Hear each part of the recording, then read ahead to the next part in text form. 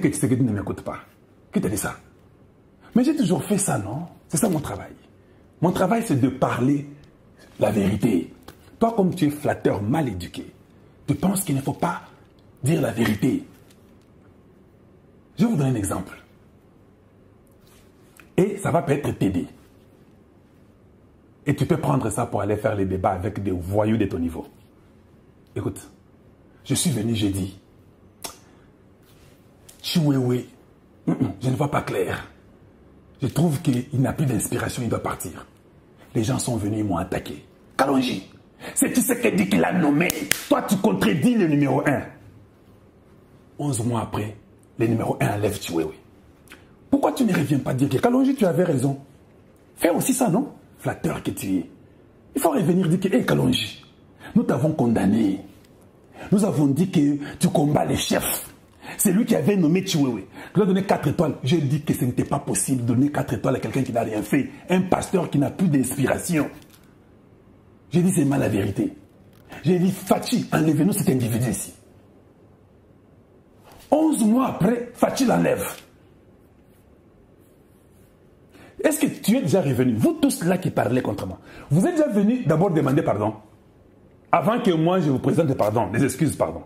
Tu ne penses pas que vous devez revenir? Quand je t'avais dit la vérité, nous t'avons condamné ici pour rien. Mais tu avais dit vrai que c'était un traître. Donc, vous êtes comme des robots stupides. Parce qu'il y a même des robots intelligents aujourd'hui. Vous êtes des robots stupides. Quand Tshisekedi fait une action, même si ce n'est pas une bonne action, amen. Vous ne vous posez même pas la question. Nous sommes des humains, nous ne sommes pas des animaux. Vous devez poser la question, non? Chef, mais pourquoi ça? Pas seulement Chiwewe, j'enlève Chiwewe. J'ajoute un autre gars. Franck Toumabamunda. J'ai vu tous les scénarios qui est venu, ce qui est arrivé à Goma, tout ça, Bunagana, tout. J'ai dit que cet homme est un traître. Il faut l'enlever. Ils m'ont attaqué encore. Kalonji, tu combats Tshisekedi. Ce n'est pas possible. Après une année, les chefs enlèvent Franck. Vous n'allez pas vous. Les intellectuels vont dire, mais finalement, soyez un peu sérieux. Ce garçon, nous l'avons condamné. Mais finalement, les chefs ont enlevé. Vous ne vous posez pas la question. Maintenant, je vous dis encore une chose. Quand le chef viendra après 8 mois, changer le gouvernement et réduire le nombre, vous allez venir me demander pardon. Auriez-vous le courage de venir dire que en tout cas, toi, Mbichana, tu as raison. En tout cas, que Dieu te bénisse. Nous te demandons pardon. Pourquoi vous ne pouvez pas faire ça? Vous êtes de la très mauvaise qualité. Vous êtes inutile. Ndaïwel, on est en train de les décorer par les Français. Et vous connaissez ce que les Français veulent pour vous. Quand j'ai fait, parce que je suis dans la liste politique, j'ai fait l'analyse, j'ai fait les calculs, j'ai dit, vous décorez quelqu'un qui n'a pas fait quelque chose. Si la France décore Ndaïwel, et puis décore Bouamunda, cela veut dire qu'il y a eu un travail qu'ils ont fait. En mérite, la France leur donne les médailles. Ce travail-là n'est pas seulement connu par vous, mais il y a un travail. Quel est le travail que Ndaïwel et Bouamunda peuvent faire pour qu'ils soient décorés? Ils sont dans l'armée. Ah, je commence à regarder l'armée. Je vois leurs actions en tant qu'analyste politique. Je comprends. Excellence, ces gens, il faut prêter l'œil. Kalonji, tu ne connais rien. Kalonji, tu ne connais rien. Tu cries trop, tu es sentimental. Une année et 2 mois après, Ndaïwel Livanda. Mais ce qui est grave, Goma était déjà abandonné. Vous ne pensez pas que si on avait fait quand j'avais dit là, Goma ne serait peut-être pas abandonné? Est-ce que vous pensez à ça? Je pose la question. Vous pensez à ça? Que peut-être Goma ne serait pas abandonné au Bukavu si on avait fait quand ce garçon avait dit? Je suis venu, j'ai déclaré toute une liste des gens qui voulaient tuer Tshisekedi. Là, vous étiez content, hein? C'était aussi une vérité, non? Il y avait les gens qui voulaient tuer Tshisekedi. J'ai cité les Kabila, tout le monde était là. Vous ne les avez pas vus, on a arrêté déjà une dizaine ou une vingtaine. Oh, pourquoi vous m'avez laissé dire cette vérité-là? Oh, parce qu'elle vous arrangeait, vous.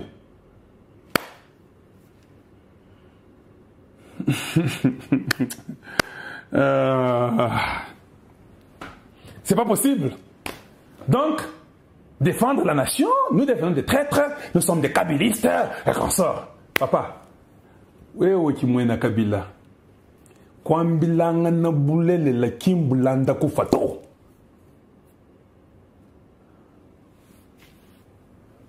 Vous avez entendu ça? Et c'est toujours les gens-là qui sont très dangereux. Ce sont les hypocrites que vous ne découvrirez jamais. Et ils sont toujours à côté de Tshisekedi. Ils sont comme les saints, mais des dangereux, qui sont en train de faire couler Tshisekedi progressivement. À la fin, tout aussi tout cas. Nous ici qui parlons, qui crions, oh, vous devez nous écouter. Parce que nous voyons le mal de loin. Et nous voulons fuir ce mal-là de loin. Il faut faire les sondages. Qu'est-ce que le peuple dit? Moi, je crois que Tshisekedi, il est de la race de son père. Il ne peut pas jouer la géopolitique aujourd'hui. La géopolitique ne l'aidera pas. Il va faire ses 10 années et ces gens-là voudront le dialogue. Et quand ils feront le dialogue, le pays va retomber encore en arrière. Donc, vous voulez connaître le dialogue. En fait, j'ai compris que les gens qui veulent le dialogue, c'est vous les flatteurs de Tshisekedi qui voulez qu'il y ait le dialogue. Moi, je ne veux pas qu'il y ait le dialogue. Je ne veux pas qu'il y ait le dialogue. Pour qu'il n'y ait pas le dialogue, écoutez comment vous réfléchissez. Même pour les États-Unis, Nadil Nabiso, tu ne penses pas qu'il serait très important que les Américains disent que, hey, nous partons au Congo pour avoir les minéraux et eux qu'ils aient la sécurité. Il serait important que nous, les Congos, qu'on leur même montre un peu un geste. Que voilà, nous sommes très d'accord, on va vous donner les minéraux, donner la sécurité. Nous commençons d'ailleurs à être sérieux, on n'a pas beaucoup de moyens. D'ailleurs, nous avons même changé le gouvernement, on l'a réduit à 20 ou à 10. Vous ne pensez pas que c'est un très bon signal pour vous-même? Un très bon signal pour vous-même. Nous sommes de la mauvaise catégorie sometimes. C'est simple qu'il faut réfléchir. Les Rwandais vous importunent chaque jour. Qu'est-ce qu'il faut faire? Ah, on ne peut pas commencer à préparer, à organiser, à avoir des stratégies en place pour que les jours qui viendront prochainement, qu'on puisse les jeter dans la bouche? Non. Mais si vous voulez préparer, vous ne pensez pas que vous devez réduire le nombre de gens.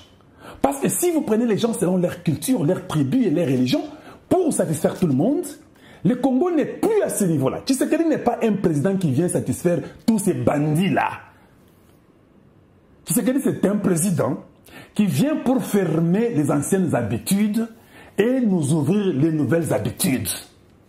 C'est ça que moi je crois. Vous croyez comment? Il est celui qui vient, qui va entretenir tous ces voyous-là, tous ces bandits.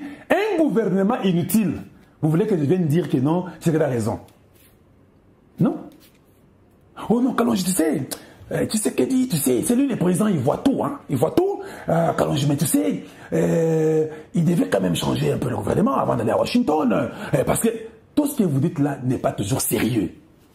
Est-ce que changer le gouvernement avant Washington veut dire 53 personnes? Ça veut dire 53 personnes. Pourquoi vous ne voulez pas aider le président de la République?